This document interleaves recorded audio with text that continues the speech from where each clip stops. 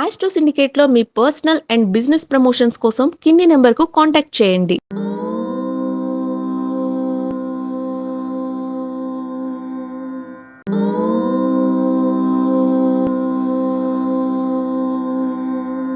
ఓం శ్రీ గురుభ్యో నమ. హరి ఓం. మహాపద్మావనాంతస్థే కారణానంద విగ్రహే సర్వభూతహితే మాత రేవ్యేహి పరమేశ్వరి ఏవ్యేహి దేవదేవేశి త్రిపురే దేవపూజితే పరమామృత ప్రియే శీఘ్రం సాన్నిధ్యం కురు సిద్ధిదే దేవేశి భక్త సులభే సర్వావరణ సంవృతే యావత్వం పూజయిష్యామి తావత్వం సుస్థిరా భవ. శ్రీమాత్రే నమః. రేపు 19 మార్చి 2026 నుంచి మనకి నూతన సంవత్సరాది ప్రారంభం. మనకి కలౌ చండీ వినాయకౌ అనేది ధర్మశాస్త్రం. కలిలో చండీ దేవిని వినాయకుడిని పూజించాలని అర్థం. కలౌ చండీ వినాయకౌ అనేది మనకి ధర్మశాస్త్రం చెప్తోంది. మనకి దేవీ శరన్నవరాత్రులు ఎలాగైతే మనం చేసుకుంటామో ఎప్పుడు ఆశ్వజ మాసంలో అటువంటి ప్రత్యేకమైనటువంటి ఒక ఉన్నతమైన కార్యసిద్ధి కొరకు, రోగ వినిర్ముక్తి కొరకు, ధనధాన్య వృద్ధి కొరకు నేను చెప్పేటువంటి ఇన్ని పనులు చేయండి.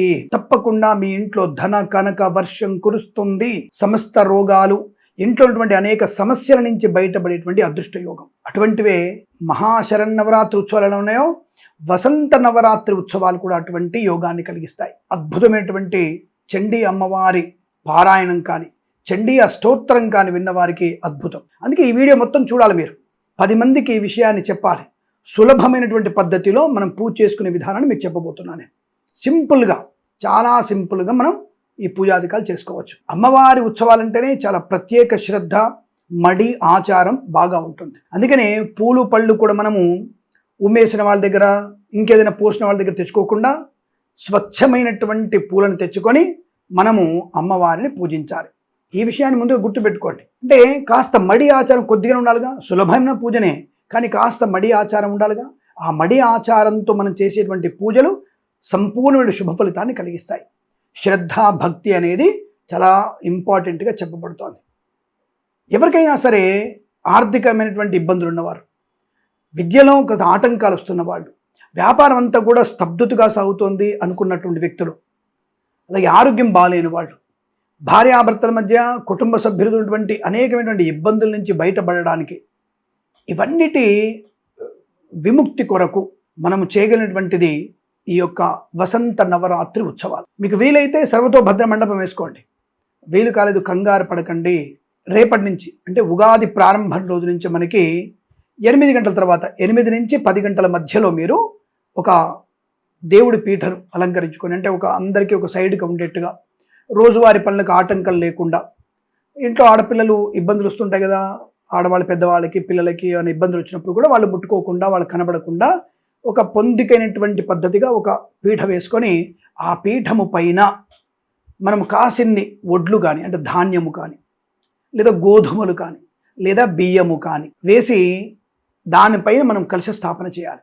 మరి ఆ బియ్యము వడ్లను కూడా కింద పీఠ మీద వేయలేం కదంటే ఒక తెల్ల వస్త్రము, ఎర్ర వస్త్రము, ఆకుపచ్చ వస్త్రము, పసుపు వస్త్రము వేసుకొని దాని మీద మనం ఈ బియ్యము కానీ, వడ్లు కానీ, గోధుమలు కానీ పోసి దానిపైన ఒక మంచి కలశం, ఇంట్లో ఉన్న కలశమే వెండి కలశము, రాయి కలశము, ఏది లేకపోతే ఒక చిన్న కుండ, గురిగి లాంటిది పెట్టుకొని దాంట్లో 30 అంటే కుత్తిక వరకు నీళ్లు పోసి దాంట్లో కాసిన్ని లవంగాలు, యాలకులు, కాస్త పచ్చకర్పూరం, కించిత్ పసుపు కుంకుమ వేసి మామిడాకులు పెట్టి దానిపైన ఒక పూర్ణ కొబ్బరికాయని, పూర్ణమైన అంటే జుట్టు తీయనటువంటి కొబ్బరికాయని పెట్టి దానిపైన ఒక వస్త్రం, జాకెట్ ముక్కని పెట్టి అలంకారం చేసుకోండి. అమ్మవారు ఆవిడే మహాకాళి, మహాలక్ష్మి, మహాసరస్వతి స్వరూపం.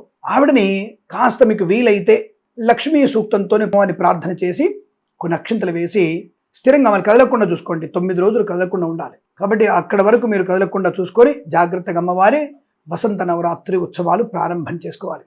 రోజు అమ్మవారికి నెయ్యితో దీపం పెట్టాలి. నేతి దీపమే ప్రశస్తం. 2 దీపాలు పెట్టాలి. అమ్మవారికి కలశానికి 2 వైపులా చిన్న చిన్నవి ఒక అరగంట వెలిగినా సరే మనకి ఇబ్బంది లేదు. చిన్న చిన్న దీపాలు అలా పెట్టుకొని, అఖండ దీపం అక్కర్లేదు, 2 దీపాలు పెట్టేసి అమ్మవారికి నమస్కారం చేసుకోవాలి.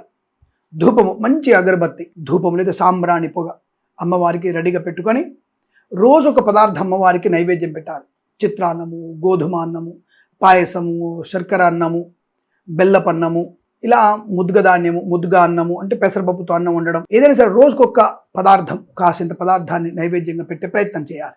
అయితే అమ్మవారికి మనకి 3 రకాలు: మహాకాళి, మహాలక్ష్మి, మహాసరస్వతి. మొదటి 3 రోజులు మహాకాళికా రూపంలో అమ్మవారిని ధ్యానం చేయాలంటే దుర్గా అష్టోత్తరం, చండీ అష్టోత్తరం, మహాకాళి అష్టోత్తరం లాంటివి 3 రోజులు చదువుకోవాలి. తదుపరి మహాలక్ష్మి అష్టోత్తరం, మహాకాళి, మహాలక్ష్మి రెండవ 3 రోజులు అంటే 4వ రోజు, 5, 6 రోజులలో మహాలక్ష్మి అష్టోత్తరాన్ని 3 రోజులు చదువుకోవాలి. తదుపరి మనకి 7, 8, 9 రోజులలో సరస్వతి అష్టోత్తరాన్ని చదవాలి. ఇలా మహాకాళి, మహాలక్ష్మి, మహాసరస్వరూపిణి, జగదంబికా దేవత అమ్మవారి అనుగ్రహాన్ని పొందడానికి మనం ఈ 9 రోజులు 9 అష్టోత్తరాలు చదువుకోవాలి. రోజుకొక పువ్వు చోత అంటే రోజుకొక పువ్వులాగా అమ్మవారిని గులాబీలు, చామంతులు, బంతి పువ్వులు, అలాగే లిల్లీ పువ్వులు, అలాగే ఇంకేదన్నా సన్నజాజులు, మల్లెలు, ఈ కాలంలో వచ్చేటువంటి మందార పువ్వులతో లేదా మోదుగ పువ్వులతో అమ్మవారిని శుభ్రంగా అలంకరించుకోవచ్చు. అన్ని పూలు కొనుక్కోవచ్చు కర్లా, ఒక 4 పూలు పెట్టండి చాలు. 4 పూలు పెట్టండి సరిపోతుంది. ఈ కలశం పూజ అయిన తర్వాత అమ్మవారిని పూజించే ముందు బొజ్జైన నమస్కారం చేసుకోవాలి. అగజానన పద్మార్కం గజానన మహర్నిశం అనేకదంతం భక్తానం ఏకదంతం ఉపాసమే బొజ్జయ్య. ఈ నవరాత్రి ఉత్సవాలు చేసుకోబోతున్నాను, కాస్త ఎటువంటి ఆటంకం లేకుండా చూడు తండ్రి అని ఆయన నమస్కారం చేసుకొని శుభ్రంగా కలశంలోకి అమ్మవారిని ఆహ్వానం చేసి, మీకు వీలైతే అమ్మవారి ముఖాన్ని పెట్టుకోండి, ఇబ్బంది ఏం లేదు. వీలైతే అమ్మవారికి ఏదైనా వస్త్రం, ఒక జాకెట్ ముక్క, మీరు కుట్టించుకోగలిగే జాకెట్ ముక్కను అమ్మవారి దగ్గర పెట్టండి. మహాకాళికి, మహాలక్ష్మికి, మహాసరస్వతి 3 అమ్మలకి 3 జాకెట్ ముక్కలు మీరు కుట్టించుకున్నట్టు ఉండాలి. లేదా ఒక వస్త్రం, చీర పెట్టగలం స్వామి అంటే మీరు కట్టుకోగలిగే చీరను కూడా అమ్మవారికి సమర్పణ చేయవచ్చు. 3 జాకెట్లు లేవు, 3 చీరలు లేవు, ఒక్కటి పెట్టండి. అది కూడా లేదు, పత్తి కాస్త పత్తిని 3 భాగాలు చేసి పసుపు పెట్టి అమ్మవారికి పెట్టండి. వస్త్రం సమర్పయామి. వస్త్రద్వయం 2 పెట్టాలి. ధూపము, దీపము, నైవేద్యము, మంగళహారతి, అష్టోత్తరం చదువుకొని అమ్మవారికి నమస్కారం చేసుకొని ఒక 3 ప్రదక్షిణలు చేసి ఆ రోజు అమ్మవారి యొక్క పారాయణ ఏదన్నా సరే వినే ప్రయత్నం చేయండి. చండీ అష్టోత్తరం, దుర్గా అష్టోత్తరం, అన్నపూర్ణ అష్టోత్తరం, ఇలా ఏదైనా సరే అమ్మవారికి సంబంధించినటువంటి అష్టోత్తరాలు చదువుకొని ఈ 9 రాత్రులు మనకి బ్రహ్మచర్య దీక్ష పాటించాలి. ఆడవాళ్ళు చేసుకోవచ్చు స్వామి, బ్రహ్మాండంగా చేసుకోవచ్చు. మీకు ఇబ్బందులు, ఆటంకాలు లేవనుకుంటే 9 రోజులు కూడా మీరు బ్రహ్మాండంగా చేసుకోవచ్చు. భార్యాభర్తలు 2 కలిసి చేసుకోండి. ఒక అరగంటనే, అంతకు మించి అక్కర్లేదు. ఉదయం దీపారాధన, సాయంత్రం కూడా దీపారాధన.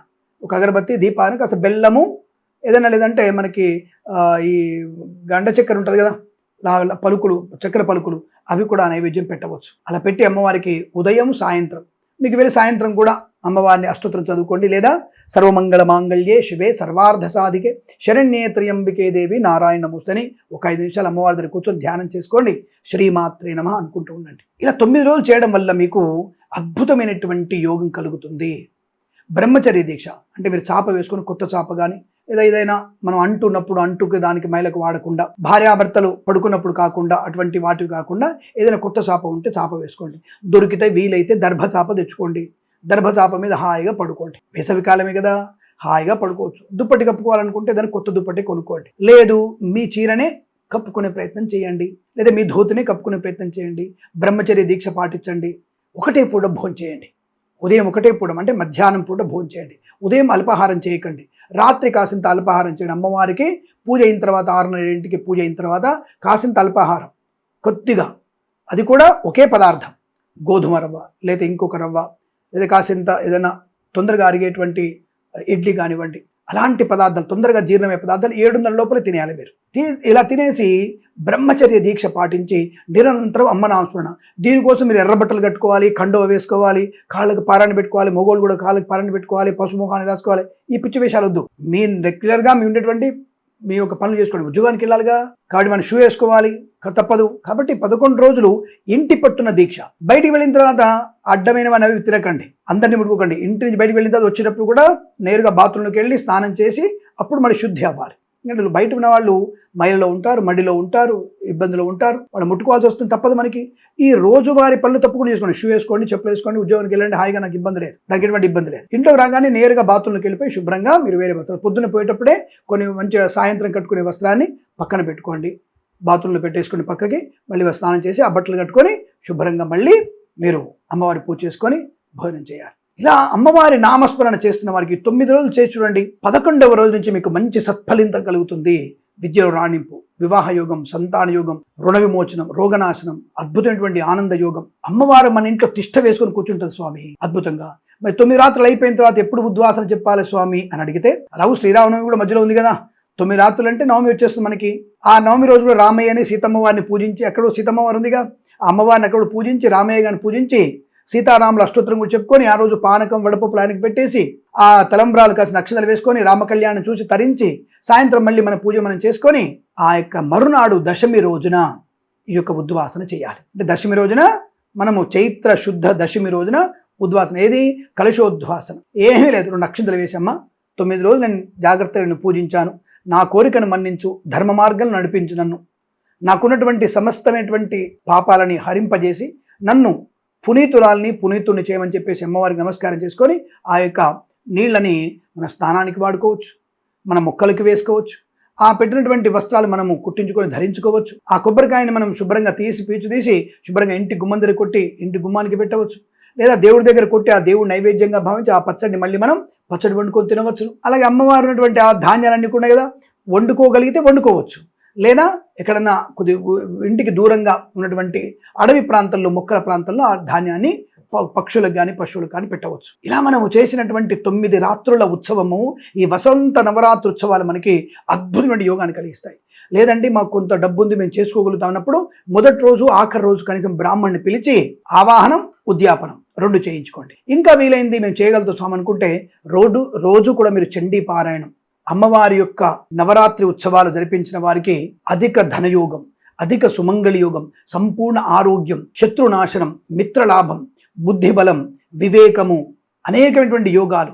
మన కాలాంతరం, మన యొక్క వయసు మళ్ళిన తర్వాత మనకి భగవంతుడు తనను తీర్చుకునే సమయానికి మోక్ష ప్రాప్తి పొందుకునే అవకాశం 90 సంవత్సరాల తర్వాత అనుకోండి, అటువంటి యోగాన్ని పొందుకోగలిగే అవకాశం ఆ యొక్క జగదంబికాదేవి యొక్క అనుగ్రహాన్ని పొందుకునేటువంటి మహత్తరమైన శుభమైనటువంటి కార్యక్రమం ఈ కార్యక్రమం. ఈ సమయంలో అబద్ధాలు ఆడడం, అనవసరంగా కామరూపంలో ఉండడం, కోరికలు పెంచుకోవడం, ఇవన్నీ కాకుండా నిర్మలమైనటువంటి హృదయంతో అమ్మని ధ్యానించిన వారికి, అమ్మవారిని ధ్యానించిన వారికి నిజంగా చెప్తున్నాను కదా, సర్వమంగళ మాంగళ్యే శివే సర్వార్థ సాధికే శరణ్యే త్రయంబికే దేవి నారాయణ నమోస్వే. అమ్మలగన అమ్మ, ఆ యొక్క అమ్మవారిని మనం పూజించిన వారికి సమస్తమైనటువంటి శుభ ఆనంద యోగాలు ఉంటాయి.